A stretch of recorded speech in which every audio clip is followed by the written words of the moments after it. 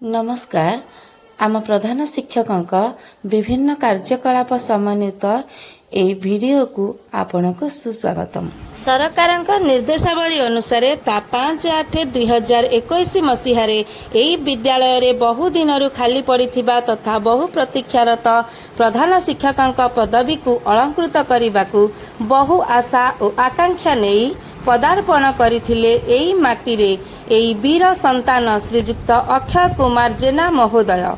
एई माँ कोलई नैथिला तार वीर पुत्र को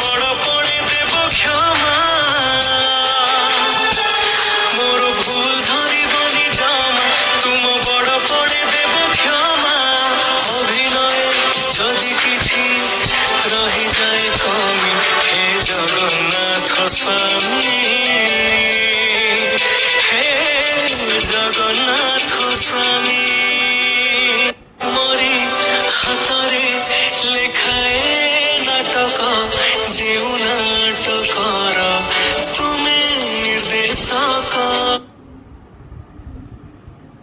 सारंकर उन्नत विचार महानुभवता सहृदयता सरलता निष्कपट भावना छंद कपट शून्यता पाई स्थानित होइथिले सर्व प्राणरे। एही सबु भावना करिथिला तांको स्वतंत्र। आरंभरु शेष आगमनरु प्रत्यावर्तन पर्यंत प्रधान शिक्षक यात्रा एते सहज नथिला। ए व्रतरे व्रती होई एई मनीष तियारी कारखाना रे हजी जाइछि निजर समस्त स्वप्न इच्छा आशा आउ आकांक्षा। निजस्व इच्छा को जलांजलि देई पिलांक भविष्यत तथा विद्यालयर उन्नतिर स्वप्न को वास्तवतार रूप देउ देउ सहिबाकू पड़िछि अनेक घात और प्रतिघात। केतेबेले स्वाभिमान अन्यर दाम्भिकता आगरे मुंड नुआइछि तो केतेबेले निजर दाम्भिकता को बजाय रखी सफलतार शीर्ष रे पहुंची जाइछंती।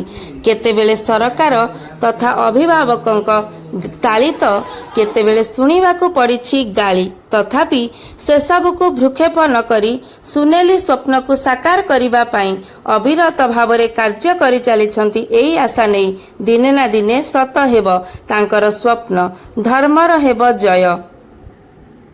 समाज आगरे मापी चुपी चलिबा एते छोटिया कथा नुहे।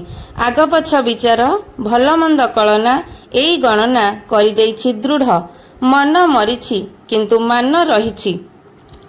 स्वार्थ बळी पड़िछि किंतु मानविकता बंची जाइछि। पंच मन पंच प्राण को बुझी आयत करी आग को बढ़िबा आईमा कहानी नुहे। यह एक बृहत ग्रंथ।